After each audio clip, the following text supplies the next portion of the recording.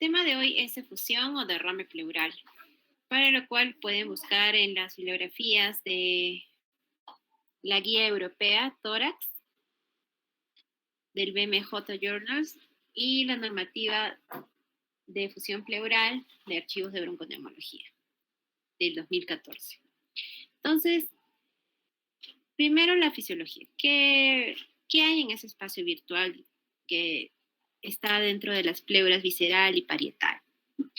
Estas pleuras son como unas pleuras, unas telitas delgadas, transparentes, como telitas de cebolla, que tienen un espacio virtual de 10 a 20 micras, actúan como membranas semipermeables y se caracterizan porque la glucosa es similar al plasma, la albúmina es baja, de 1 a 1.5 gramos por decilitro. Se genera un líquido que es como un lubricante entre las dos pleuras para que el pulmón pueda ventilar, de entre 0.1 a 0.2 mililitros por kilo de peso corporal. 5 a 15 mililitros es el contenido. Tienen células alrededor de 1500, donde no va a haber glóbulos rojos, sí glóbulos blancos. El pH de este líquido es alcalino y la deshidrogenasa láctica es inferior a la normalidad del plasmático, al valor normal plasmático. Lo primero que hay que hacer cuando identificamos una efusión pleural es diferenciar que sea un transudado versus exudado, porque estas dos efusiones pleurales características van a dirigirnos a ciertas patologías. ¿Y cómo podemos determinar cuál de los dos es? Mediante los criterios de Light, donde describen que al menos uno de los criterios ya me sugiere que sea un exudado. Entonces, ¿qué menciona? Que las proteínas en el líquido pleural, entre el líquido sérico, el valor sérico sea mayor de 0.5, en proteínas, en cuanto a la deshidrogenasa láctica, más de 0.6, y que la deshidrogenasa láctica en el líquido pleural sea mayor de 2/3 partes del límite normal superior del laboratorio en el cual se está haciendo los análisis del líquido sérico. Determinar si es un transudado o exudado es el paso inicial. Y eso no quiere decir que todo derrame pleural hay que ingresar, hacerle una extracción de líquido y diferenciar el transudado exudado. No. ¿Por qué? Porque va a haber ciertas patologías que, por ejemplo, las patologías cardíacas de una insuficiencia cardíaca, ¿no? Un paciente con falla cardíaca, cardiomegalia, con anasarca, y tiene derrame pleural bilateral, probablemente sea un transudado. ¿Y yo voy a tomar muestra de eso? No, no siempre. A menos que tenga dudas o tenga una enfermedad sobreagregada, ¿no? Entonces, pero por los conocimientos que tengo, voy a sospechar que es un transudado, ¿no? Y le voy a dar tratamiento de la insuficiencia cardíaca sin extraer líquido para disminuir esa efusión pleural que va a bajar con diuréticos. Entonces es muy importante conocer estas diferencias. El transudado generalmente se da por un desequilibrio de las fuerzas hidrostáticas del líquido que viaja en el sistema circulatorio y la presión oncótica que le dan las proteínas, ¿no? El exudado, en cambio, se da por un aumento de permeabilidad vascular. El 80% de los transudados generalmente se debe a una insuficiencia cardíaca. Y en menor cantidad hay otras patologías como cirrosis hepática, una insuficiencia renal, entre otros, donde no son necesarios procedimientos diagnósticos adicionales. En cambio, el exudado, si no es característico de un empiema o un derrame pleural paraneumónico, tenemos que a veces emplear las biopsias. ¿Cuáles son las causas del transudado? Falla ventricular izquierda, cirrosis, entre las más comunes, Menos comunes tenemos la hipoalbuminemia, me da un derrame pleural bilateral, la diálisis peritoneal, el hipotiroidismo, podría dar, el síndrome nefrótico, la estenosis mitral, causas raras, la pericarditis constrictiva, el orinotórax, el síndrome de Mace, que se asocia a un tumor benigno de ovario, con ascitis, efusión pleural. Las causas de exudado más comunes: malignidad, cáncer, efusión paraneumónica, la tuberculosis me da una efusión pleural tipo exudado también. Menos comunes: el tromboembolismo pulmonar, enfermedades autoinmunes asociadas a pleuritis, también como la artritis reumatoide, efusión benigna por asbesto, la pancreatitis, un infarto a miocardio también puede dar un exudado, una cirugía de bypass, el síndrome de uñas amarillas, que se asocia a desórdenes linfáticos, como que se acompaña de linfedema, afecciones respiratorias crónicas y efusión pleural, drogas como la amiodarona, la nitrofurantoína, entre otras, infecciones fúngicas más raras. Entonces, ¿qué vamos a ver en las imágenes cuando sospechamos una efusión pleural? Se podría ver una imagen de efusión subpulmonar, ¿no? Con un ángulo costodiafragmático obturado. Si es mayor el derrame, se puede ver la línea de Damosó, un hemitórax, y con eso sospechamos en un derrame pleural. En la actualidad, cuando tenemos una radiografía sugestiva, de predilección se solicita o una ecografía de tórax o una tomografía, según nuestra sospecha diagnóstica. La tomografía, ¿en qué nos va a ayudar? Nos va a permitir identificar colecciones interlobulares localizadas entre la pleura mediastínica y los de pequeño tamaño paravertebrales. Sí, a veces hay derrames paravertebrales que no se pueden extraer fácilmente. Nos puede ayudar a diferenciar de un absceso y de un derrame pleural paraneumónico complicado que muestra el signo de la pleura escindida, que es la pleura parietal y visceral engrosadas con desplazamiento de los vasos circundantes, los que ayuda a distinguirlos del absceso.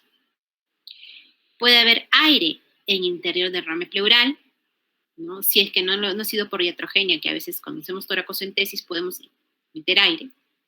Si no es por esto, puede ser debido a presencia de un gen formador de gas, a la evolución de un empiema o una fístula broncopleural o pleuroparietal, un empiema necesitatis.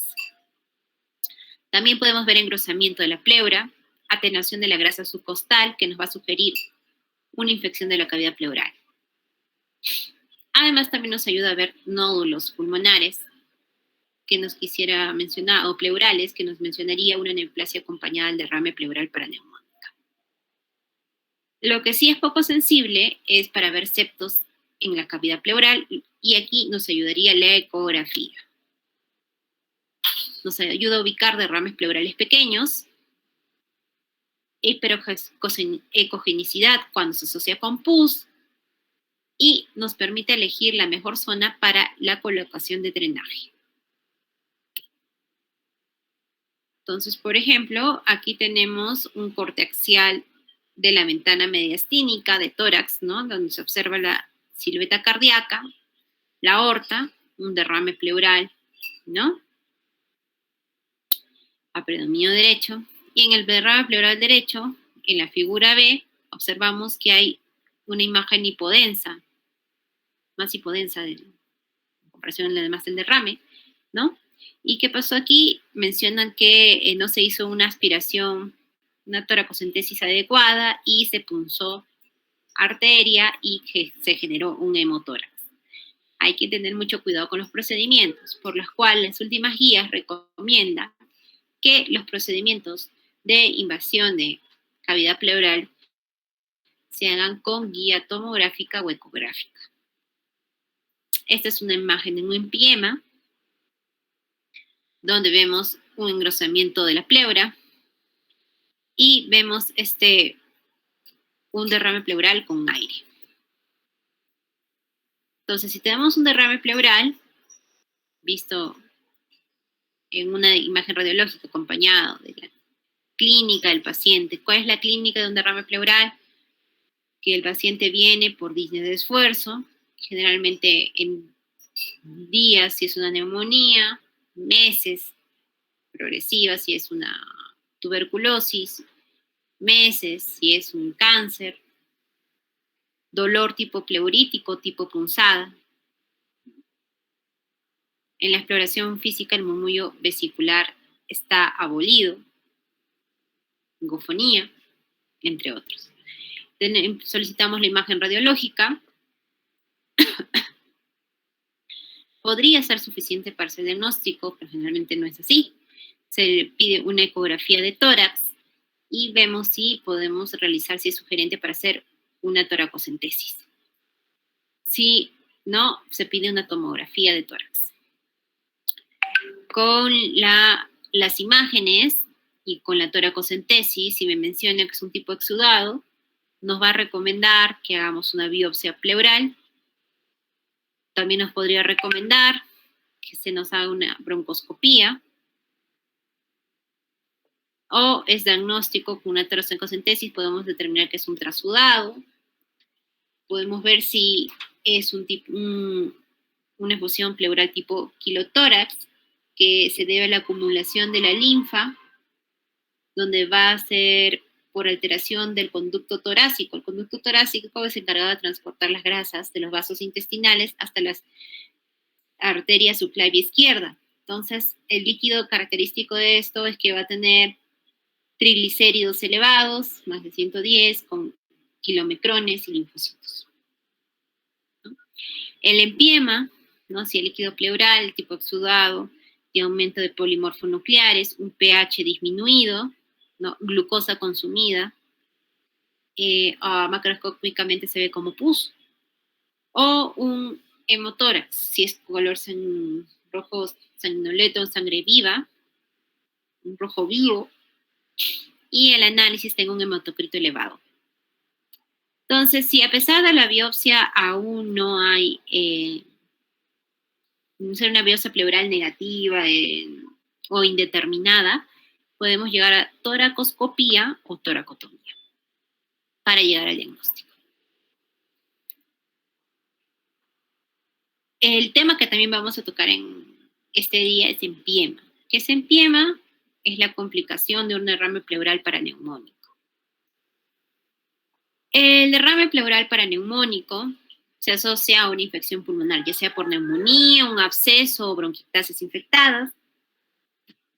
Y el 20-57% de las neumonías bacterianas se va a acompañar de derrame pleural paraneumónico.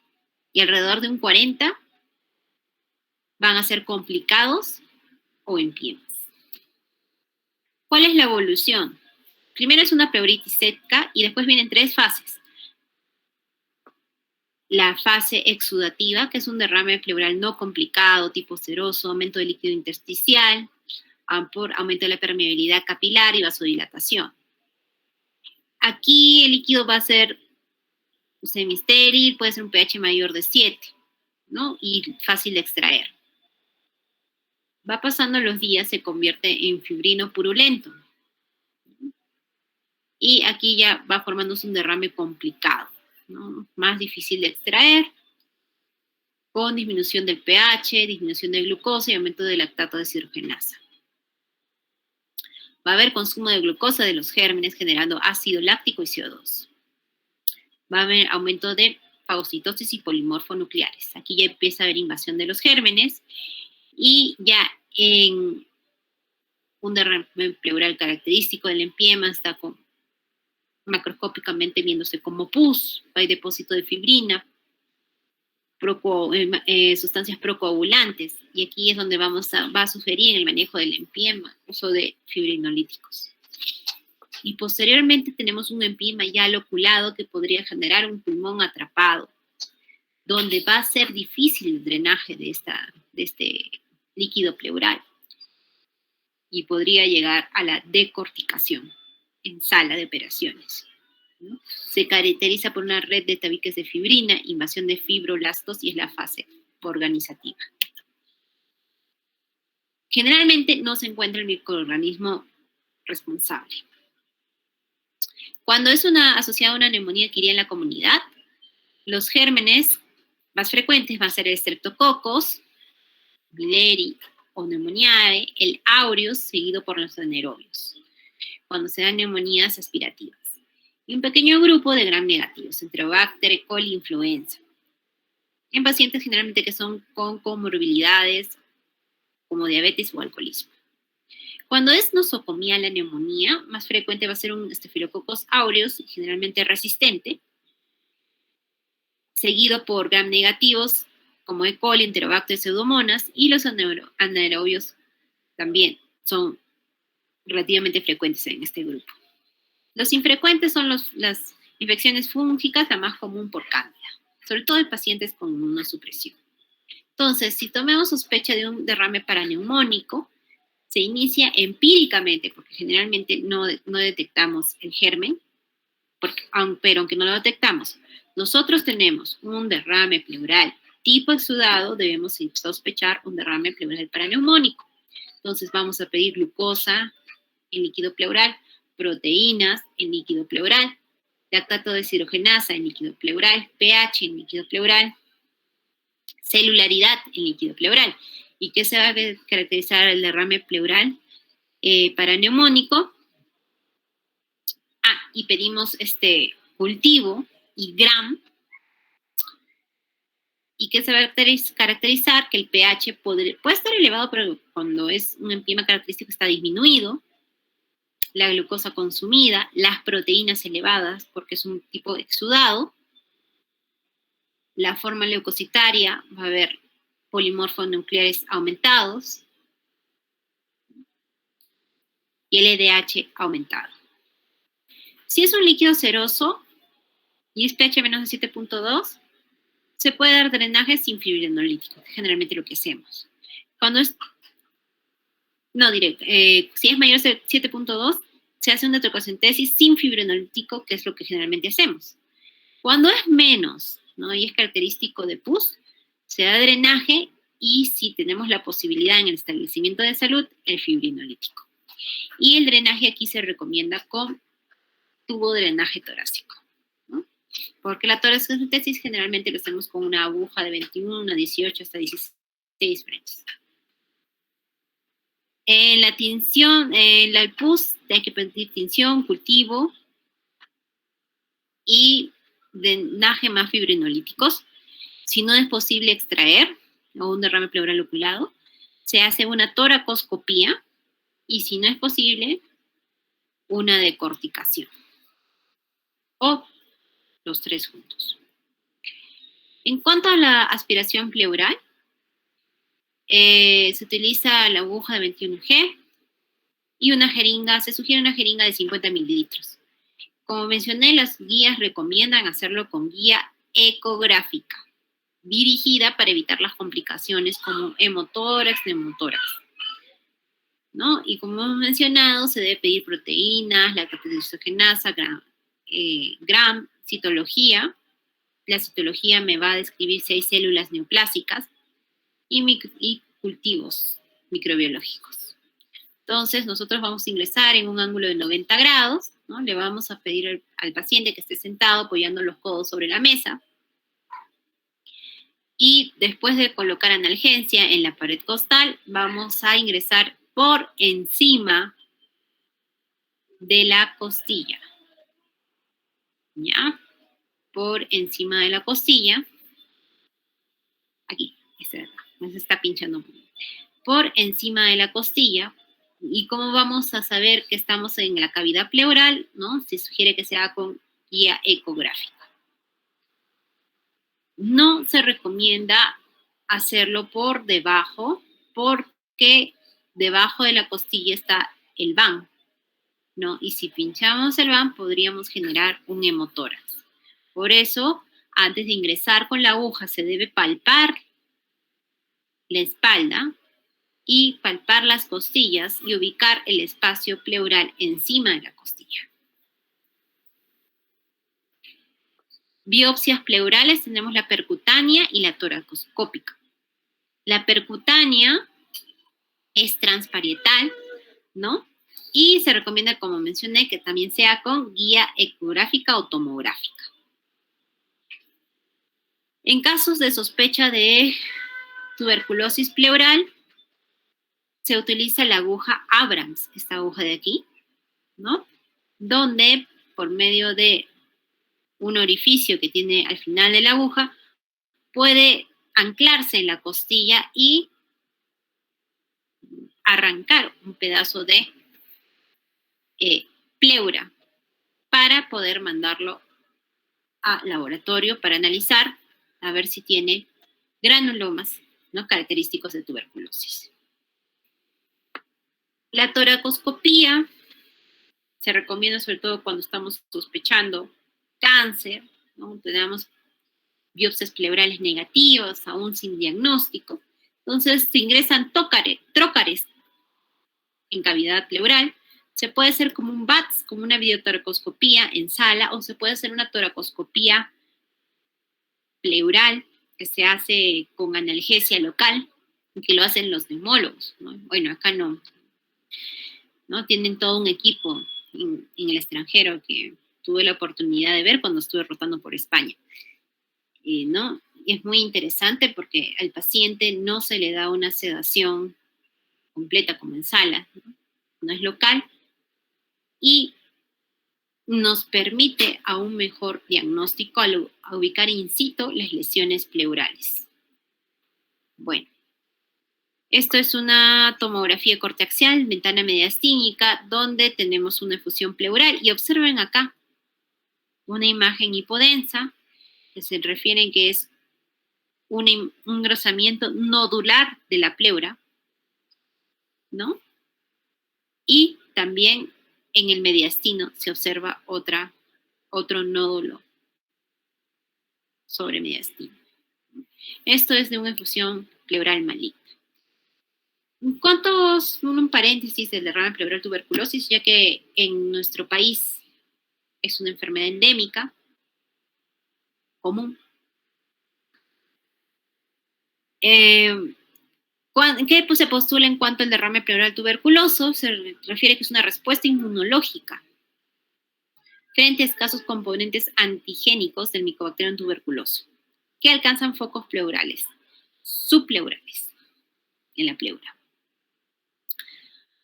Esta respuesta es mediada por células mesoteliales, neutrófilos, linfocitos Th1, monocitos y sus correspondientes citoquinas, interleuquina 6, 1, 6, 8, interferón gamma, factor de crecimiento endotelial vascular, responsables de la inflamación local, incremento de la permeabilidad vascular y acumulación de líquido en el espacio pleural. En cuanto al otro gran grupo, que es los derrames pleurales malignos, generalmente son tipo exudado, es el 15-35% de todos los derrames pleurales, y puede afectar como una metástasis pleural o ser un síndrome paraneoplásico. Cuando es un derrame pleural maligno, la supervivencia oscila entre 4 a 6 meses, y si es propio malignidad primaria de la pleura, como un mesotelioma, aquí se observa por la exposición al asbesto. Es la tercera causa de este tipo de derrames pleurales. Después hay que considerar linfoma, tumor de ovario, metástasis de mama, de pulmón. El principal mecanismo es el aumento de la permeabilidad y se asocia a la obstrucción del drenaje linfático a nivel pleural o mediastínico.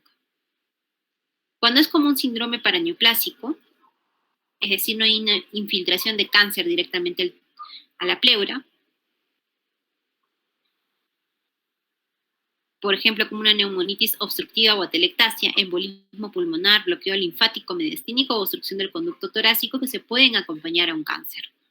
Además de un síndrome de vena cava superior, afectación tumoral de pericardio, síndrome post-radio o quimio, que se debe tener en los pacientes que están manejados por oncología, o también que estos pacientes son característicos de tener hipoalbuminemia, ¿no? Están desnutridos. El tratamiento, cuando es un derrame pleural paraneumónico, es utilizar antibiótico empírico de acuerdo a al ambiente al que ha sido expuesto, ¿no? Si es una neumonía en la comunidad o nosocomial. Dar una buena nutrición, y si el paciente va a estar en varios días en reposo, una profilaxis antitrombótica. Además, se debe solicitar cultivos.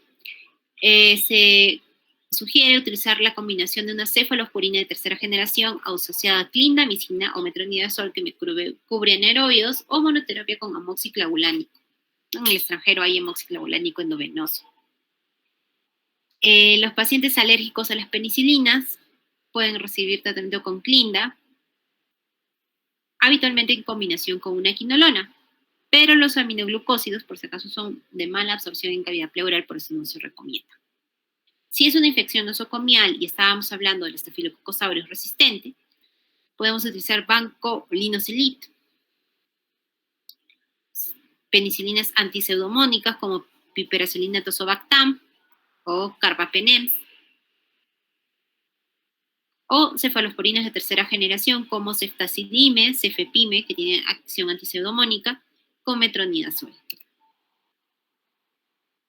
En caso de no disponer determinación de pH, como ocurre en varios hospitales, hay que asociarlo con una glucosa menor de 60 y un LH aumentado a más de 1000 en caso de un derrame paraneumónico complicado, que nos va a sugerir un drenaje pleural. No, aunque si hay sospecha, a pesar de que el pH sea superior a 7.2, igual hay que realizar drenaje torácico, ¿no? Que lo realiza cirugía de tórax. Cuando el derrame pleural está loculado en la ecografía, podemos tomarlo como guía para colocar el drenaje. Y a veces puede requerir más de un tubo. Cuando el drenaje fracasa, a pesar del tratamiento antibiótico, persiste sepsis, puede ser debido a una colocación inadecuada o múltiples loculaciones. No van a ver que a veces hay unos derrames pleurales crónicos, el paciente llega tarde al consultorio o a la emergencia. Entonces el manejo es más difícil, ¿no? A veces llegan ya con fístula broncopleural. Cuando tenemos una efusión pleural característica de empiema, sin fístula, hay que iniciar fibrinolíticos. ¿Qué fibrinolíticos hay en el mercado? La estreptocinasa, urosinasa, alteplasa. No mencionan cuál es mejor uno u otro. Yo le he podido tener la oportunidad de ver su uso en neumología pediátrica en el Revaliati. Utilizan bastante fibrinolíticos en los pacientes con derrames pleurales paraneumónicos en niños. No que se complica. Y lo bueno es que facilita su drenaje, ¿no? Y evita llegar a sala. La toracoscopía precoz es una opción para los pacientes con derrame pleural tabicado, porque va a permitir que se pueda hacer un desbridamiento pleural con la consiguiente reexpansión pulmonar, evacuación de la pus y colocación de drenaje. Esto está indicado sobre todo cuando falla el tratamiento médico y el drenaje con fibrinolíticos. Muy bien, alumnos. Está. Vamos a poner. Hemos terminado la ponencia de hoy día, donde se han tocado dos temas. La efusión pleural, y dentro de efusión pleural tenemos el empiema. Antes de culminar, si tuvieran alguna pregunta.